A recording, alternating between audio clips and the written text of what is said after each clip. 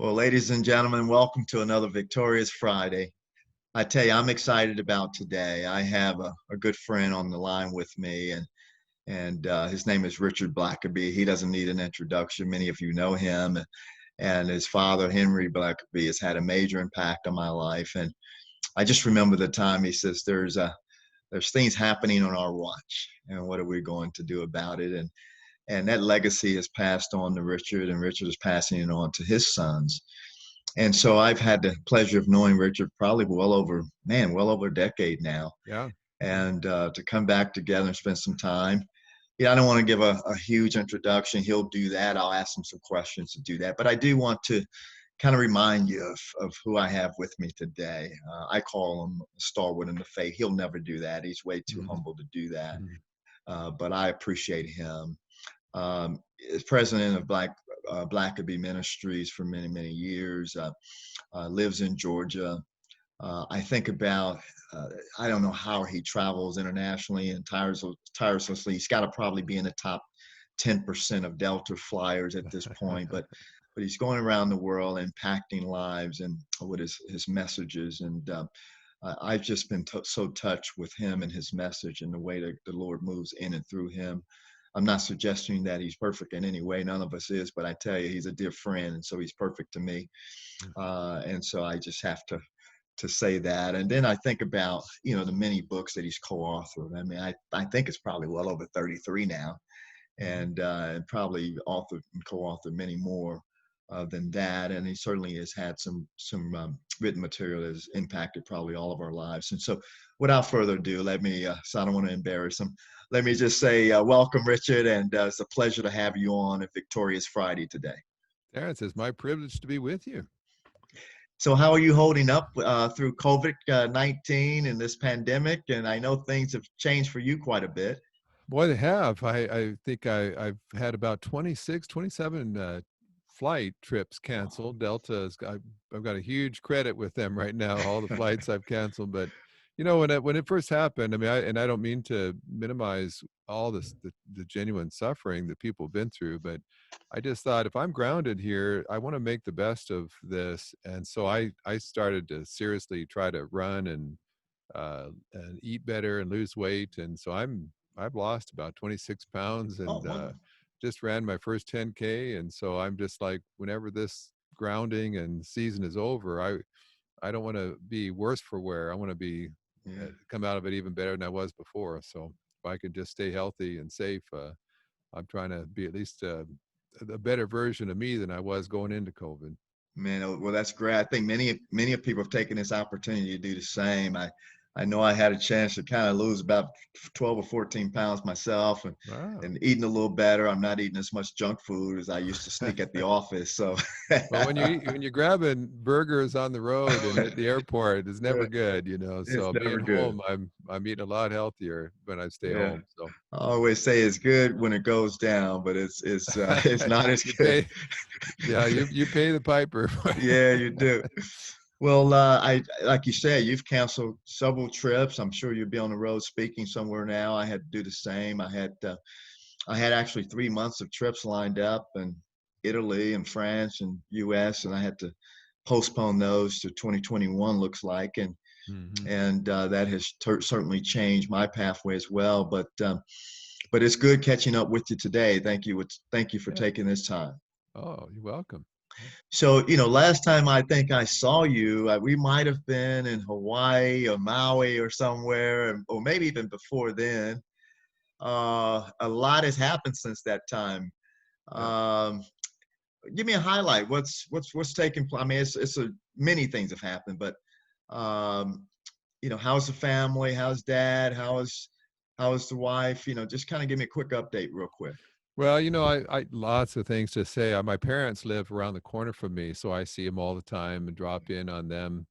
They're doing fine. They're getting older and slowing down a lot, and so I've kind of been watching them with COVID. I'm kind of the family member that still goes into their house and tries to keep myself safe so I can minister to them. But probably a highlight for me is just the way the Lord's using my kids. You met my oldest son Mike was with me Right. in Maui Yeah. when we were there, But he is planning a church in Canada. He picked, I think demographically, it's considered the least churched area in North America is where he Okay. picked to plant a church. And I Wow. said, son, why would you pick the hardest place in the entire continent? But he basically said, well, because I've watched my dad, my granddad, and Yeah. you never taught me to pick an easy. Lots of people will line up to go to easy places. I'm going to Mhm. go where there's no lineup. And then my two younger kids, I've got a middle son and then a daughter. Mhm. They both work for our ministry, and so they're all three of my kids are in ministry serving, and Mhm. two with me. And then my son Mike speaks with me quite a bit, but he has a church planting thing he does as his day job. So I I think hands down, probably for me, the most rewarding thing is, I've certainly had lots of my own successes, but I get way more excited about my kids' successes and Yeah. growth, and so that's brought me a lot of pleasure and joy over the last while. Yeah, I do remember Mike. He was such a young guy coming up, and he was so excited. I was so excited to have him. I wanted to reach that next generation. My heart is always around it. Yeah. And he is, I tell you, Richard, you've done a fine job with all your kids, but he is a jewel. And I tell you, I was so thankful to meet him and Mm. connect with him. That's when He's it's going all to be a worth blessing it. up Yeah. there. Yeah, and I'm real proud of him the way and of course he's trying to plant a church and then he gets Hmm. COVID and can't meet and Hmm. all the challenges of that, but one thing I've learned about crises is that behind every problem there's a possibility. Yeah. And so, when Mike couldn't meet with his little flock, his wife started making homemade bread, and Mike would go ring church people's doorbells and there'd be fresh bread waiting on their Yeah. front step, and he'd That's just awesome. finding ways to minister, and people are just can't believe it that their pastor would come bring Hmm. hot bread out of the oven for him. And so Mike's finding ways, instead of just seeing what you can't do, he's looking for what you can do, or maybe Hmm. even new doors opening because of a Hmm. crisis. And Yeah. so it's good to see that. Well, it sounds like a new outreach program to me for the church. Yeah. Hey, I go to anyone's church that bake me homemade bread. It's like bring that made bread. I tell you, and that's an important point you made. Is let's some crises can lead to great opportunities, and I just it just took me back to a second as I managed through three major crises. One was Johnson Johnson in 1982. There was a Tylenol incident, and Hmm. people lost their life over tainted cyanide capsules of Tylenol. Yeah. And I remember the late Dr. James Burke, who was a strong Christian as well. He says we had lost 98% market share in 24 hours, and Mm. many of the analysts were saying doom and gloom is over for J&J and for McNeil Consumer Products Company, the subsidiary. And Dr. James Burke just happened to have on his desk a paperweight of a caplet pill that was new. We were looking at. And he says, "Listen, some will look at this as a crisis, but we see it as an opportunity. This Mm. is a moment for us to redefine the pharmaceutical business and the industry as a whole. And today, to think about it, we have safety seal packaging Yeah. because of the courage and the boldness of a leader who saw Yeah. opportunity through crisis. Yeah. Yeah, so it's that's how that shaped my career, and watching a leader like that think in a different way. Yeah. And when I'm getting around pastors or parents or teachers, whoever, if, a lot of times you just listen to what comes out of their mouth. And if it's Hmm. all the things they can't do, all the things that they used to do, you realize, well, this is not leadership. It's Hmm. and then you talk to others and they're thinking ahead and like, hey, now people are really going to be concerned about this. Well, we can provide that. We can be the Yeah, best at providing that. No one's ever thought of that before. And all of a sudden it's that looking back 10 years from now, there are going to be industries, companies that leapfrogged everybody else because they saw the possibilities. And churches will be the same way, and even parents. Some parents, it's driving them crazy to have their kids at home. Others are saying, but you know what? While we have them here, what are the possibilities that we yeah, can be teaching them? And so I just keep telling people, it doesn't mean you ignore or deny the problems, yeah. but you have to deal with those, but don't miss the opportunities while you're complaining about the problems. Oh, that is so good. Don't miss the opportunities as you're looking at these situations. I love that. Well, Rich, I want to go back a little bit to if you know to some early days and you know you grew up with a stalwart of the faith. I mean, your father certainly has had impact, and many probably thinking you were running around every day with a Bible in your hand and a diaper on, you know, and going to church and preaching on Sunday when you were two, you know. But tell us about those early days growing up in the Blackaby home and faith and so forth. What was it like for you guys growing up? Well, you know, I would be quick to say my parents were not perfect parents. Sometimes when you see someone like my dad, you think, well, I sure never had a parent that was that perfect, but he did lots of things wrong. You know, he was of the school. Phone rang at dinner time, you answered it. You know, and you went and you counseled the person in distress, and didn't matter if you hadn't seen your kids all day. He did lots of things wrong, I would say. There's a number of things as a dad I've consciously decided to do differently than my dad, but the thing that was unmistakable was that to my dad, God was real, and Mm, God wasn't just someone he dragged you to church on Sunday to sing songs about. Dad was constantly talking about what God led them to do, how God answered this prayer, how God showed him something special that day, and so we just grew up with the whole experiencing God concept that there's a real God who's active, and if you keep your spiritual eyes open, you'll see him. And I remember even in college, in high school, I would ask my dad, well, I'd ask him for advice. And, well, Dad, what do you think I should do? I could major in this, I could take that class or this class, and my dad would always say, well, I think you should check with God, see what God thinks you should do. And I'd like, well, yeah, I'll pray, but Dad, what do you think I should do? He wouldn't tell me most of the time. And later I asked him about that, and he said, well, Richard, I was trying to train you for the future. And he said, number one, God knows a lot more than I do. So you don't want to base your life on my opinion. You want to authority. But he said, if every time you ask me a question, I just gave you my opinion, he said, you just keep coming back and asking me my opinion. But he said, if I trained you to go to God, he said, one day I'm not going to be around and you're going to still have questions, but by mm-hmm. then you'll have beaten a well-worn path to God, Yeah. and you'll have learned just to go get your answers from him. He said, Mm-hmm. and so, I look back and I thought, yeah, I have to wrestle with that now as a parent myself, because I've got lots of opinions I'd like to share with my kids.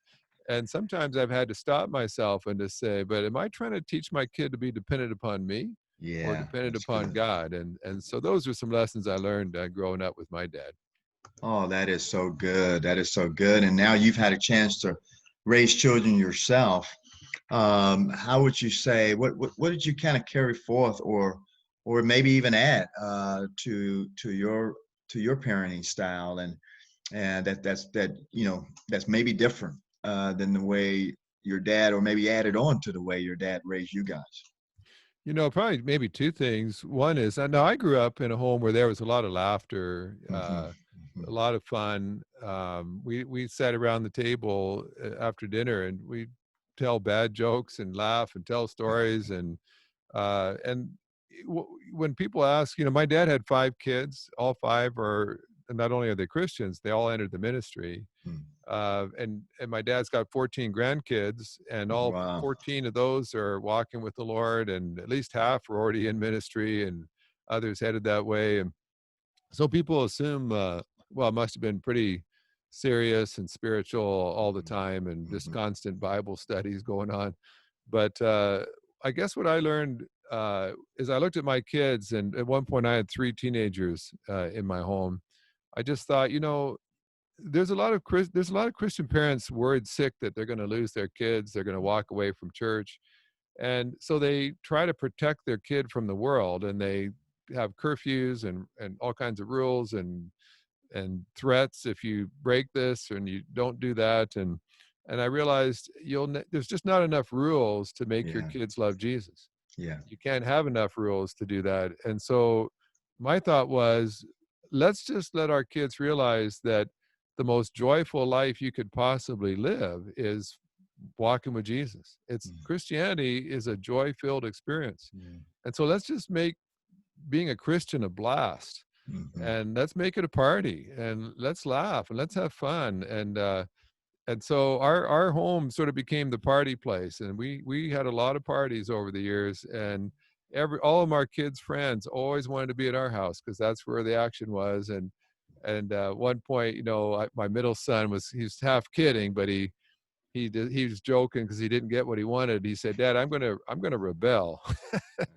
And I laughed at him and said, "Rebel? How are you gonna rebel?" I said, "Are you gonna jump off the gravy train?" I said, like, you got it so good. And he laughed. He's like, "Yeah, that's right." And so I thought, you can rebel against rules. How do you rebel against the joy of the Lord? You'd have to be crazy to do that. So let's just make Christianity tied up with the joy of the Lord, and then they'd be crazy to walk away from that. Oh yeah, so good. Rich, I'm looking at, I look at, for example, the state of the family today and the state of the church and, the culture and, our kids are growing up. Well, our kids are a little older, but the kids in general today they're growing up in a different culture than we did. I mean, I look back maybe 50, 60 years ago or so, and, 65% of, surveys say 65% had a biblical worldview when they looked at things, looked at it from a biblical worldview. And, today, maybe millennials look maybe 4% biblical worldview, 98% shift in how we look at things, how we react to things, and so forth. What would you say? What are you seeing out here? What in today's culture? How would you describe it? What challenges would you say we're facing today that was not around yesterday? And what are some thoughts around how to work through as a young parent? Well, I'll tell you, you're right. And it's interesting. My kids, I've got 3 millennial kids. And when my 2 boys were getting into school, they didn't earn any scholarships in school. They were not the academic type. And so I wasn't sure how far they'd go, but ultimately both boys got all the way to where they're ready to enter a Ph.D. program. Wow. And I really was trying to steer them toward a leadership PhD. Leadership's my thing. I said, "Hey, I'd love to. I'll read all your books with you and kind of go through the seminars with you and just to stay fresh in the field." But they both said, "No, Dad, we don't. We don't want to do leadership. We both want to do apologetics." And so they both got PhDs in apologetics.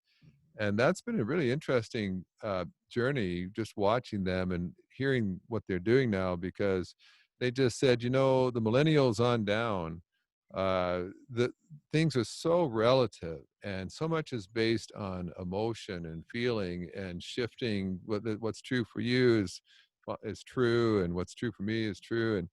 And they said, our generation desperately needs people who've thought through how to respond to that and show the fallacy of 2 opposing things both can't be true. There is a truth out there.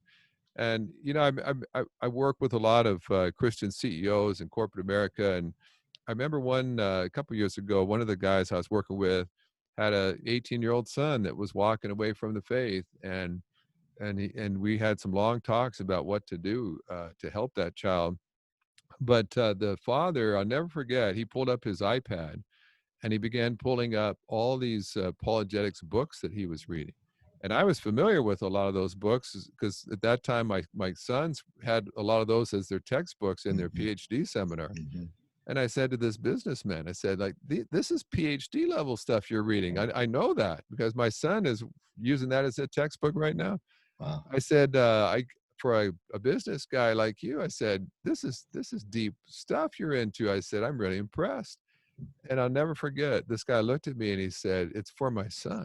It's for my son." Wow. I'd read this hard as stuff as I had to be able to talk to my son about these issues. But what's happening nowadays is that statistics are that over 70% of kids who grow up going to church every Sunday as kids will walk away from the church and from God before they graduate from college. And so I'm thinking, so you could have 18 years of church and it takes 1 semester of college to undo 18 years of Sunday school. Wow. If that's the case, I'd change what I was teaching in Sunday school. Yeah. And, and so what that means is don't count on your church to somehow inoculate your kids from this destructive worldview that's out there. You better learn your apologetics, and you better have some meaningful conversations with your kids about the stuff that they're facing out there. Don't let them get bushwhacked where they've never Yeah. heard this stuff before. I want to tell my kids what the world says, what atheists say. And so when some friend or some college professor throws it in their face, my kids are like, "Oh yeah, that's old news." Yeah. And Yeah. and here's some of the response. Here's what some of the great Christian thinkers say about that.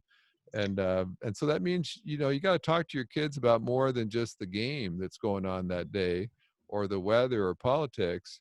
Sit around the table and talk to your kids about apologetical issues, theological issues, and like go deep with your kids. Help them to think around the kitchen table, and they'll be ready to think when they get sent to college. Oh man, we can align in that. One of the premises that we talk about at Victoria's Family is that, um, we're all church guys. You're a church guy with, pastors and so forth. But I think it needs to be home centered. We've got to start in the home and Yeah, let it be church supported. yeah, And my prayer is there's nothing wrong with this, but I really would like to see that our children begin to hear about faith early on in the home, and not when they get to some summer camp or athletic program or whatever, which is great. I mean, the Lord can move in any way He chooses to move. yeah, But why not start in the home? And parents ask me, well, how early is too early to start? I said, before they were born. you know, yeah, yeah. prepare And there's yourself lots of before. material out there now, Yeah, lots of great apologetical material that yeah, that's designed for kids on up that parents can get, and the parents need the training too. I mean, it'll do you absolutely. good to be studying it yourself. Yeah, you can't teach what you don't know, can you? Yeah, yeah, Well, we just lost, man, a stalwart of the faith, and probably both of our friends, Robbie Zacharias, yeah, and I've been thinking through what's the next generation coming behind him. I know he was raising up a generation behind him to come hmm, along side this movement of apologetics. And it's so interesting that you mentioned apologetics, that we've got to be able to think through this process, not just feel through it. And many times today, people think, well, how do I feel about that? I don't care how you feel about it. Let's talk yeah, about, let's go deeper, right? yeah. And we're in a field generation. Uh, And you're seeing that with so much of the protests now. It's like mhm, if I feel angry, then I'm justified in yeah, pillaging this store and yeah, and trashing out people's property, and because I felt that way. And I'd say, well, you can't. There's not that may be a legitimate that you a feeling, but your actions aren't legitimate. mhm, You can't legitimize violence and because you felt bad that day. mhm, You've got to mhm, have some kind of moral basis. It's a little yeah, more stable than that. Everybody yeah, feels bad some days, mhm, but there needs to be people to try to help the younger generation think through just the yeah, consequences. If yeah, everybody acted like that, what kind of world would we have? yeah, And you start to yeah, realize, wow, there does need to be some basis of truth that mhm, doesn't change depending on how people feel about it that day. yeah. Well, I tell you, you've done some great work in that area, and I love to talk to our guests around.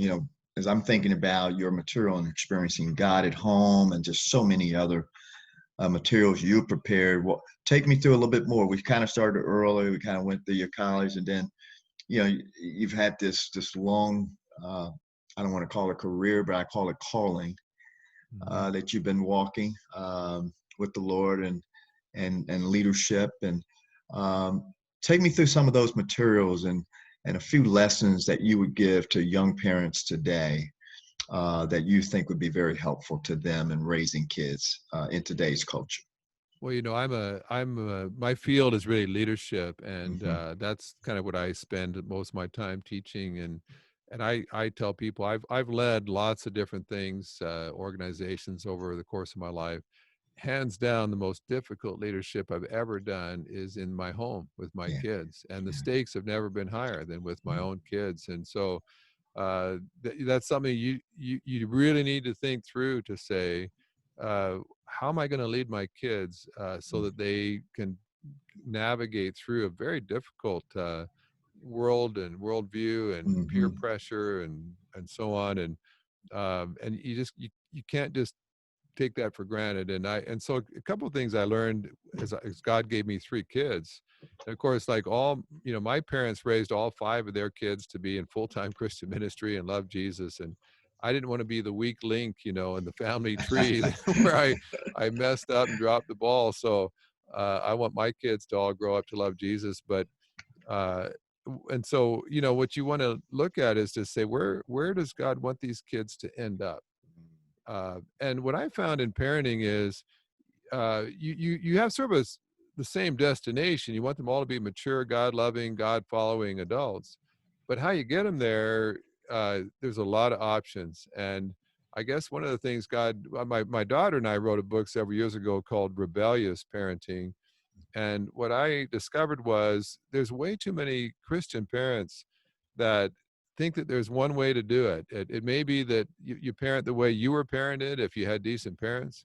And so, well, it worked. It was good enough for me, so that's what my mama always did. So that's what I'm going to do. Hmm. And I always thought I don't want to denigrate my parents, but I think I can upgrade in some areas. And so Hmm. why wouldn't I upgrade for my kids? But I also realized that even among kids, I had 3 kids. My oldest boy was like me, had a similar temperament. So I found that fairly easy to respond to a kid who kind of saw things the way I did. But my second kid was nothing like the first child. Hmm. And I think sometimes it's a dangerous thing when your first child is fairly pliable, Yeah. because you actually make the mistake of thinking that it's just that you're a good parent and you know what you're doing. Uh, And then you have a second child who totally just that doesn't work for him. yeah. And all of a sudden you realize, no, I'm a rank amateur who doesn't know what he's doing. I just got lucky the first time. And you realize, and you can't say to your second child, well, why can't you just be like your brother? Mm. You got to go back to the drawing board. And I did with my second child. I'll never forget just crying out to God. And Mm. he was a teenager. He was so mad at me. He didn't want to be around me. Um, everything I did seemed to just make things worse. And it was all the stuff that worked with my first child.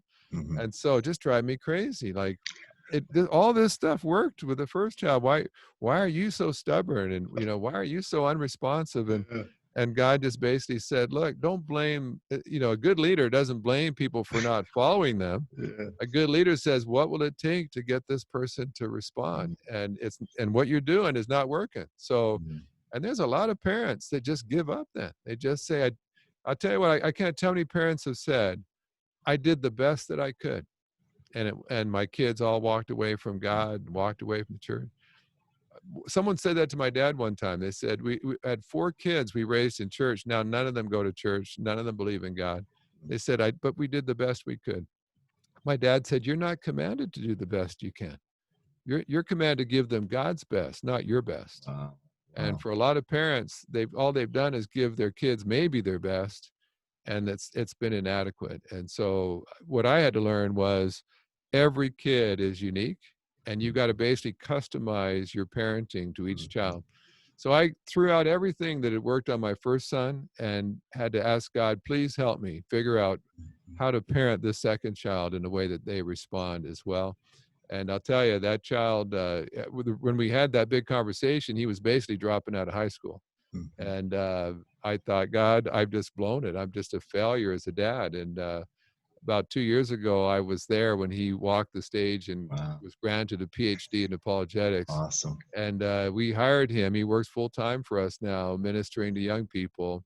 The joy, in fact, he bought a house across the street from us. And every time my 2 little 5-year-old twin grandsons come running over across the street to see us, and my son walks in, I can't help but pray and say, God, thank you Yeah. that you didn't just leave me there saying I did the best I could, but Mhm. you helped me take my parenting to a whole nother level.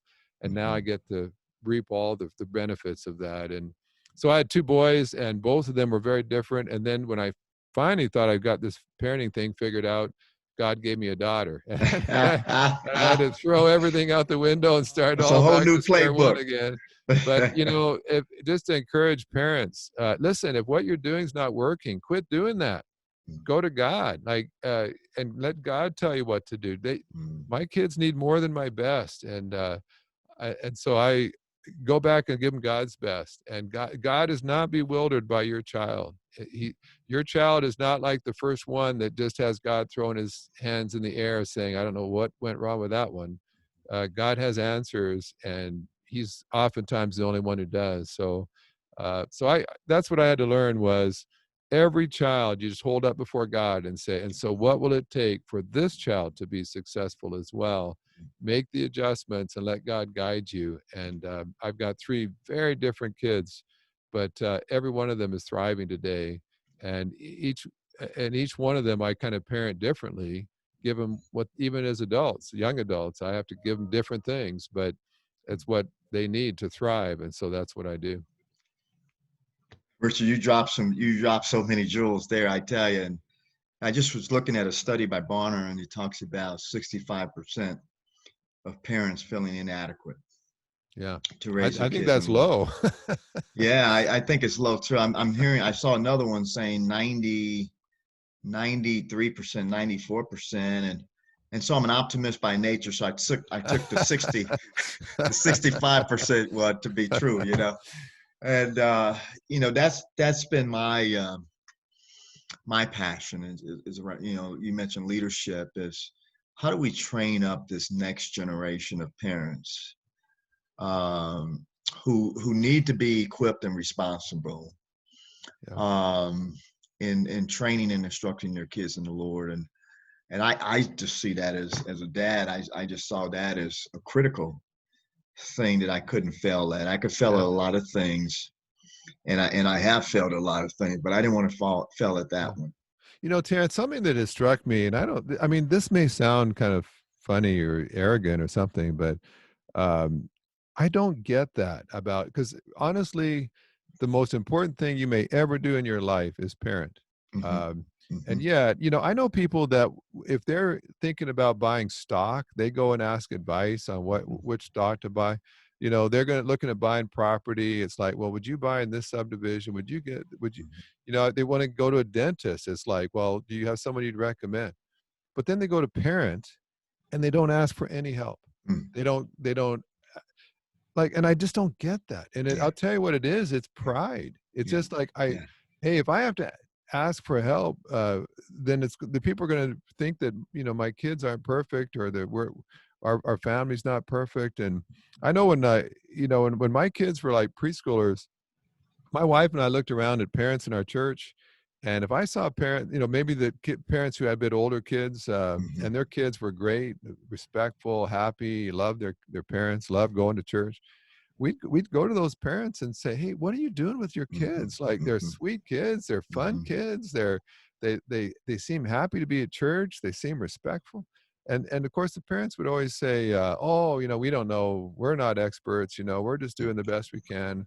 And I'd say, "Yeah, but I love your product. I love the product you've come up with. So tell me I want that product. How do you get that?" yeah, And when our kids were about to become teenagers, we looked around for parents who had yeah, awesome teenagers, and every step, even into empty nesting. I mean, we'd never been empty nesters before. Like, how do you parent kids when they don't even live at home anymore? And yeah, they're adults now, and we were always asking for advice. Like, we're always looking around and trying to just get any ideas, like how to throw a birthday party. We've done the same thing for 3 years now. We got to shake it up here. Let's ask people and get ideas, but and I mean, I don't want to. I mean, I've already told you I've had some hard times parenting, and it's not all been perfect, but for the most part, our family was a happy, joyful home for most of the time, and kids all were leaders in the youth group.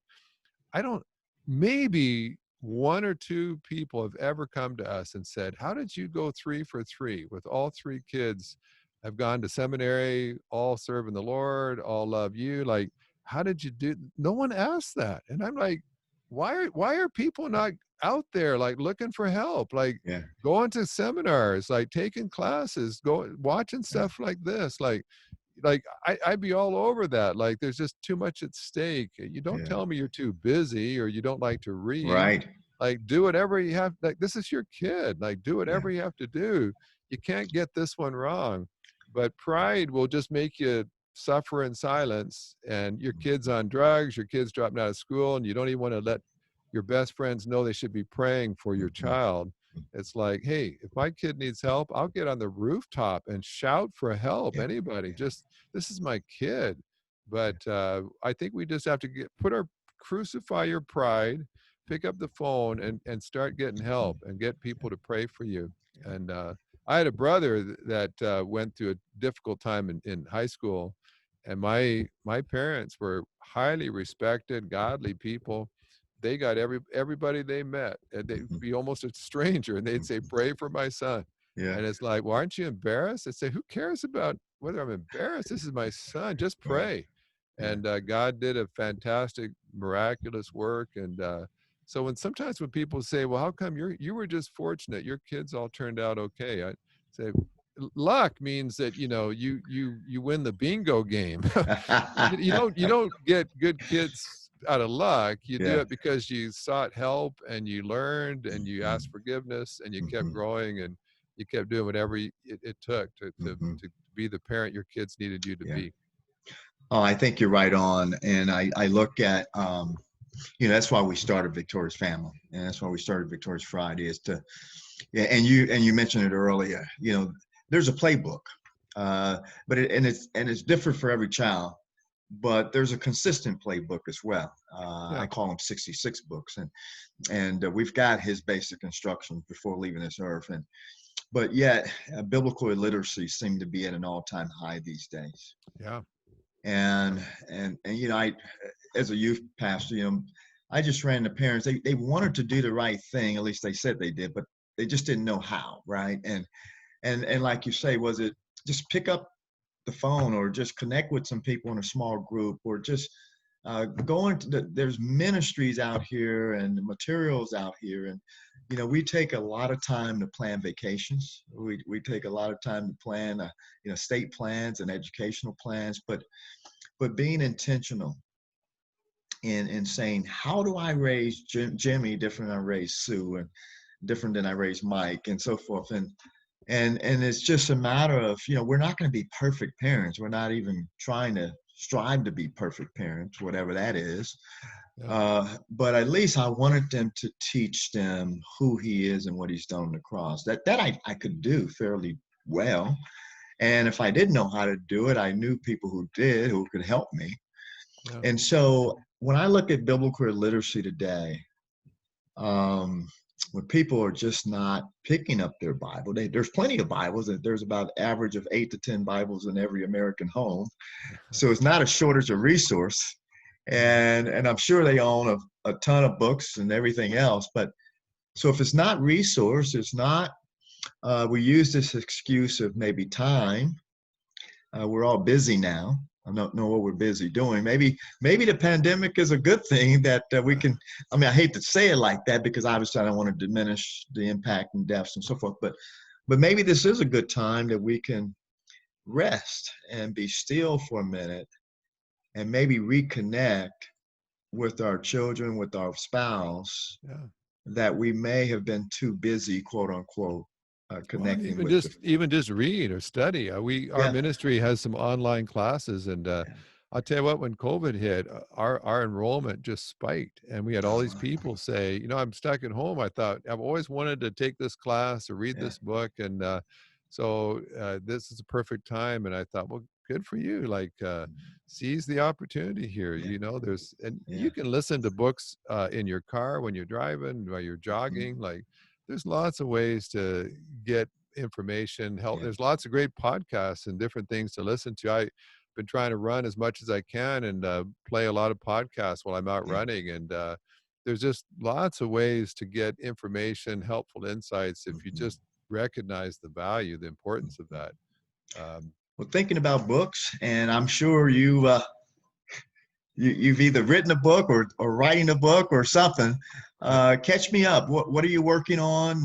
What's your latest works? Share with us what the Lord has put on your heart. Well, I wrote a book a year or so ago about just living out of the overflow, which is probably one of my favorite books just because I think it's really a lot of the mature me, a lot of the journey put in there.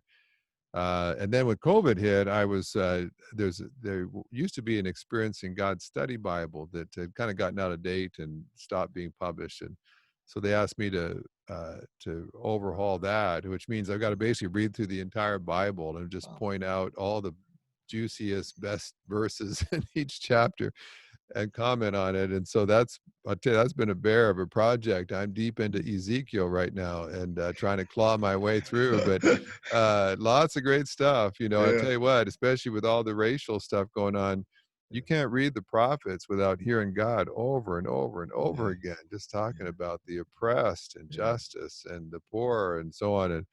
And I tell you what, that God's got a lot to say about that. Mm, And then this fall, Experiencing God celebrates its 30th anniversary. mm, And so they've asked me to not overhaul it, but to go through it and just kind of mhm, update. mhm, And so I've been working through that. And tell you what, that is such a life-changing material. I guess we hear that more than anything else. People will say, mhm. nothing has changed my life, maybe except the Bible, Yeah. more than that course. And so it's been rich. While I've been grounded, I told my wife, I said, when all of a sudden, like I remember one day, I think I had 7 trips canceled in one day. And I'm just like, just erasing stuff off my calendar. Yeah. And all of a sudden, whole months are just opening up with no travel.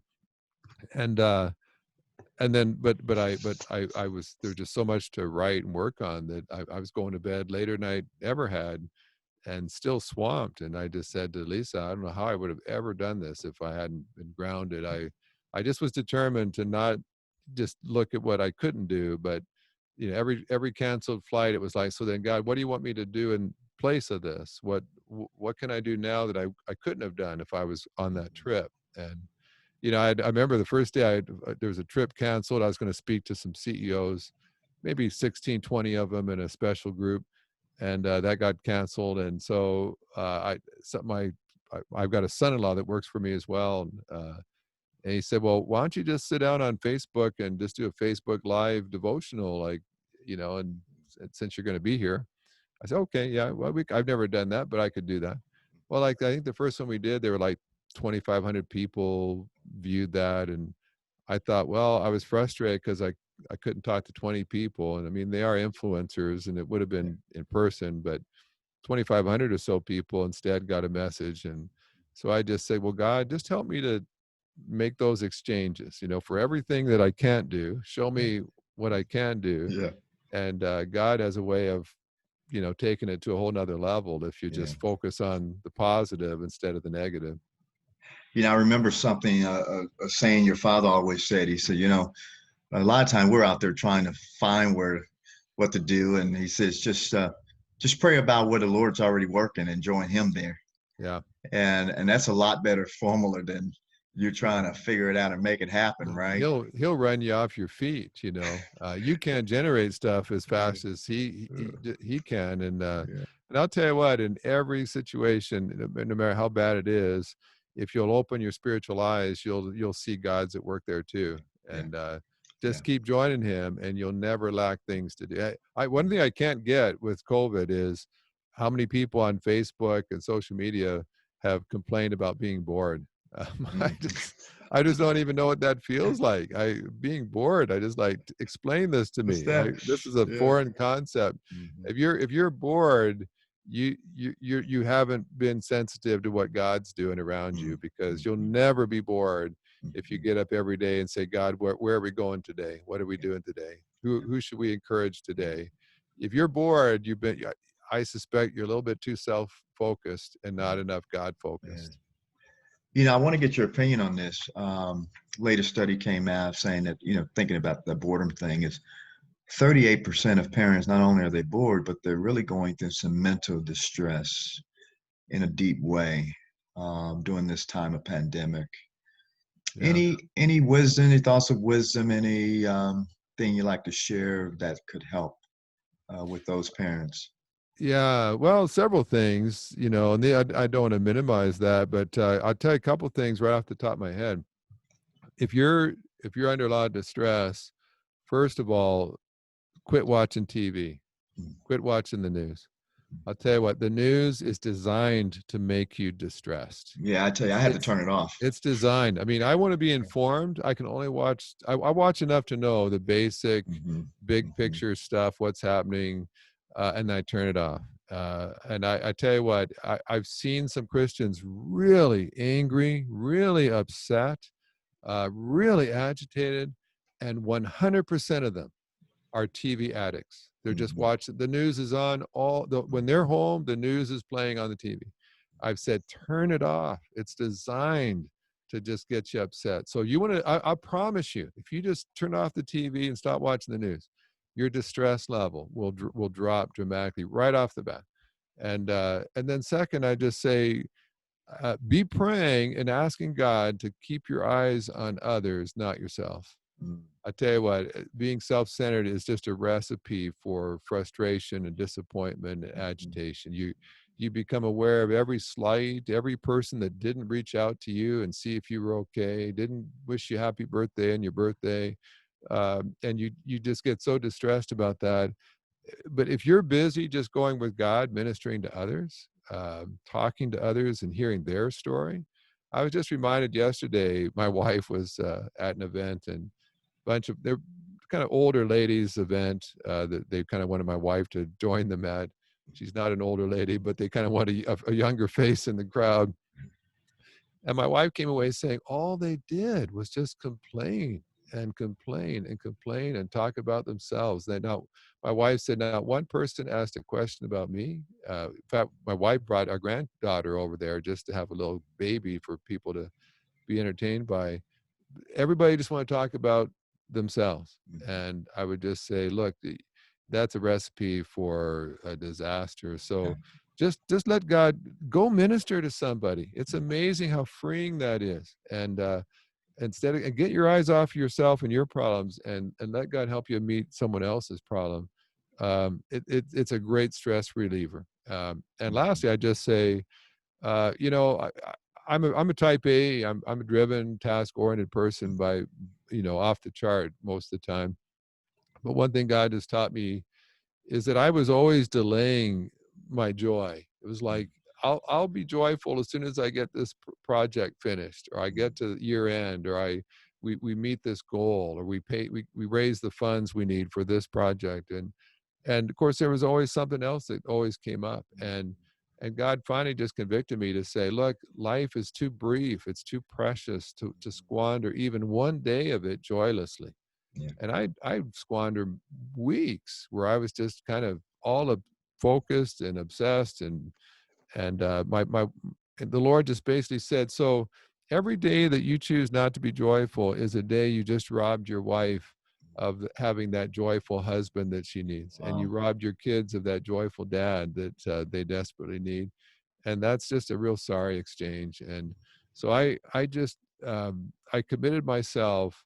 I still like getting lots of stuff done, but the Lord said, but don't miss those opportunities just to have joy. And so I've been officing down in the basement of my home during COVID, and but my daughter and son-in-law, they're renovating their house right now, so they moved over to our house, and they've got my 1-year-old, I've got 6 grandkids, but just 1 granddaughter, and they have her, and she's upstairs. And I'll tell you what, I've got tons of stuff to do. I never get to the end of the day with all my work done. I could just work 24 hours a day, and it would take me months to get to where I need to be.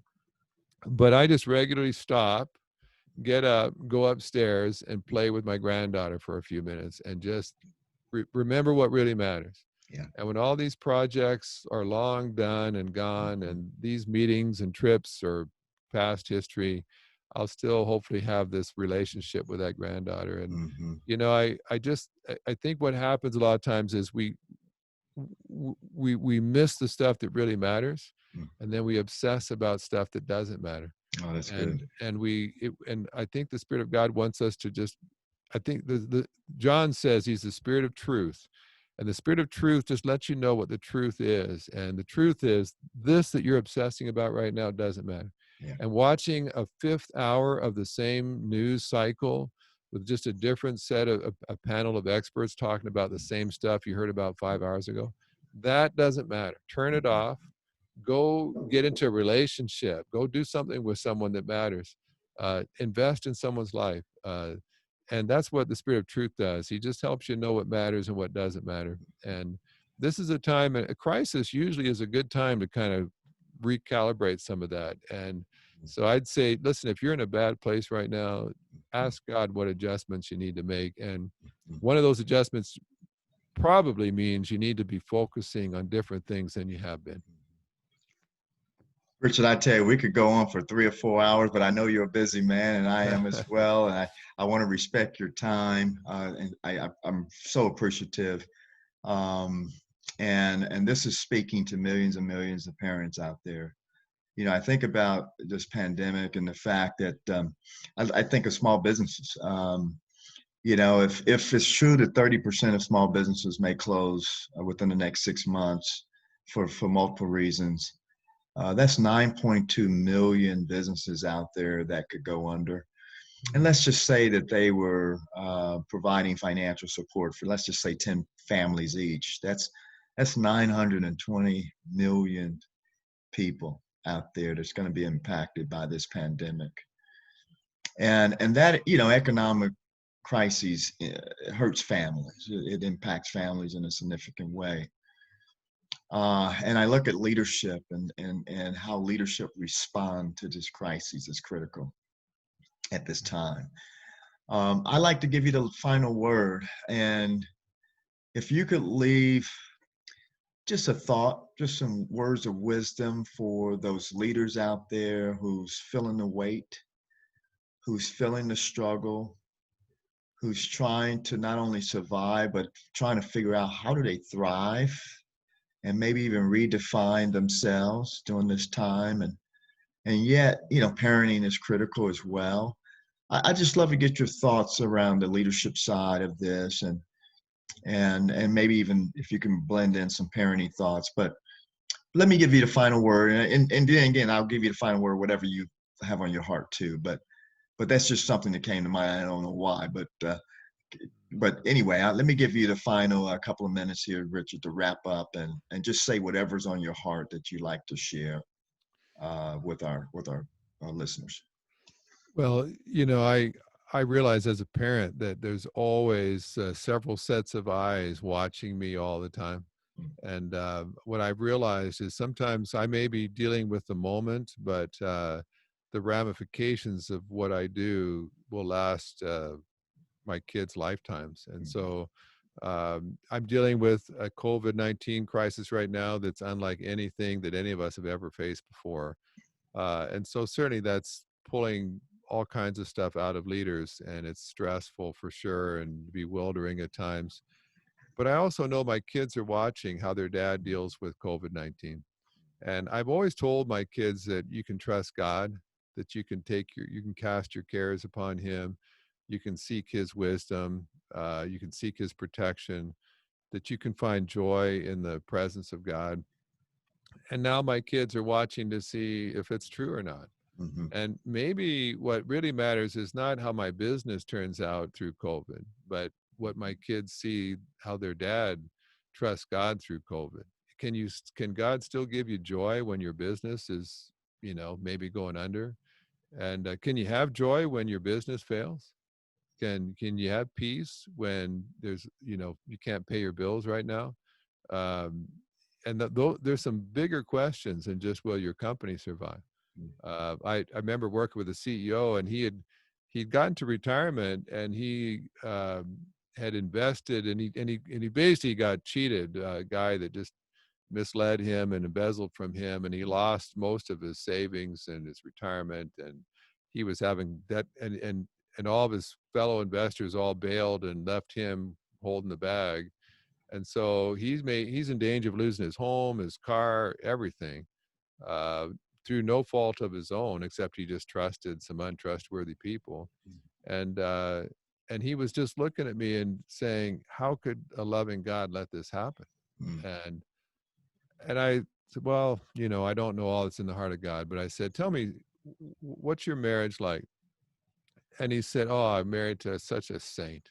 She, even as we've been losing stuff, we can't afford the vacations we used to. She's been a prayer warrior. She's been in my corner. She prays for me, blesses me every day. I said, how are your kids doing? Oh, I've got 2 daughters. One's a missionary, loves the Lord, given her life with her husband to share the good news. My other daughter lives near us, comes over all the time, makes dinner for us, checks on her dad to make sure I'm doing okay today. How are the grandkids? Oh, they're the joy of my life. I said, I know multimillionaires who would give anything to have what you have. All the stuff that really matters, you're knocking it out of the park. Even if you lose all that retirement funds, listen, you've got stuff that there's no price you could put a value on. And so what I realized is, yeah, certainly you want to keep your business, you want to pay your bills, but again, at the end of the day, you got to figure out what really matters. And being in a daily relationship with the God of the universe, that's pretty awesome. And nobody can take that away from you. There's no epidemic that can take that away from you. And if God has blessed you with a good marriage, with kids, grandkids, with health, with freedom, I don't want to minimize people's loss, but money's not the most important thing in life. And I think in these times you need to just be careful where you focus. If every day you're checking your retirement value, the value of your retirement funds right now, you're checking the news every day, there's maybe you just stop checking some of those things for a while and spend extra time in God's word, being reminded of how awesome it is to be a child of God. And because you will get through this, you will get to the other side of this, and you might be ashamed of how you handled yourself in front of your kids and grandkids. And some of us may never again be able to tell our kids that they can trust God because they watched us not trusting God through the whole thing. And so I would say, be very aware of those eyes that are watching your back right now. If you said that you can trust God, if you said he loves you under all circumstances, you better be living like that's true, because they're all watching right now, deciding, is this really legit or not? And like I said, there's more important things at stake here. People's eternal destinies, their walk with God for the rest of their adult life may hinge on how you handled COVID-19. So, and there's people that are open for the first time. I talked to a CEO who said one of his direct reports in a publicly traded company is an avowed atheist. And a couple of weeks ago, they were having to have a team meeting to talk about laying off tens of thousands of people. And it was a very sobering meeting. And they knew what was at stake, but they were having to make some really tough calls. And this atheist turns to the CEO as they're beginning their meeting and says, shouldn't you pray or something? And the CEO said, if you knew what a devout, outspoken atheist this guy was, for him to say, I think at a time like this, we need prayer. Yeah. He said, there's stuff going on right now that I never dreamed I'd ever see. And so, again, like I said, there are some open doors happening now that are going to close once COVID-19 is history. So don't look at the doors that are closed. Open your spiritual eyes. You'll see some doors that have opened that weren't open before. And focus on those. Make hay while the sun's shining. And you will get through to the other side. And you'll look back and you'll say, God, thank you for taking me by the hand and leading me through one of the most bewildering, challenging times I've ever been in my life. But thank you that even in those times, I discovered your presence makes all the difference in the world. Wow, Richard, that is powerful. Thank you for sharing. And it's been a blessing to have you on Victorious Fridays today. I want to make sure people know where to find some of your transformation materials and Blackaby Ministries. Can you give them an email, just or go to not an email, but blackaby.org. okay, Website is blackaby.org. Yeah. And there's a bookstore there with all of our stuff and free devotionals and materials and podcasts and so on. Lots of stuff out there, and glad just to share it with you. I'll be awesome. And finally, I was just sitting here thinking, I'd like to do another show with you and Mike. Take us back to about 10 years ago, and we did a show together. And and get that next generation in there, and he can tell me all the secrets about Dad, and Dad can tell me all the secrets about Mike, but more importantly, Uh, how the Lord is using you in the first. But and thank you he so could much he for could coming show on. off a different hairstyle too than what you and I have. Hey, you're still looking great, my friend. Thank you Well, you so much, too. and blessing to you. Well, thanks a lot, Terence. I appreciate you, my friend. Let's get together soon.